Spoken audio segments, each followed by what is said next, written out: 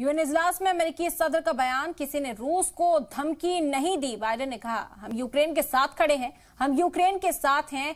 रूस जंग के लिए और फौजियों को बुला रहा है। यूक्रेन पर हमला यूएन चार्टर की खिलाफवर्जी है। पुतिन ने यूएन चार्टर की खिलाफवर्जी की। ये बयान जो बाइडेन का आपको इस वक्त बता रहे हैं। रूस यूक्रेन जंग को खत्म किया जाए, इस तरह का दबाव पुतिन के ऊपर बनाया जा रहा है।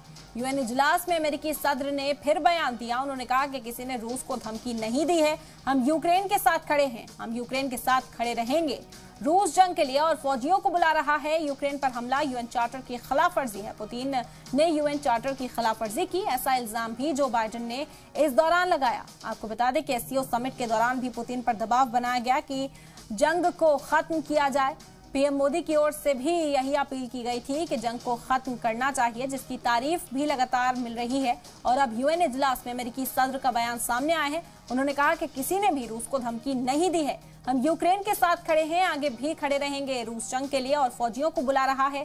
यूक्रेन पर हमला यूएन चार्टर की खिलाफवर्जी है और ये इल्जाम लगाया गया पुतिन पर कि उन्होंने यूएन चार्टर की खिलाफवर्जी की है।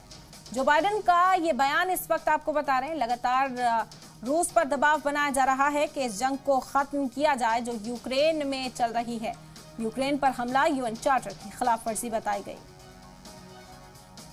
Just today, President Putin has made overt nuclear threats against Europe and a reckless disregard for the responsibilities of the non-proliferation regime.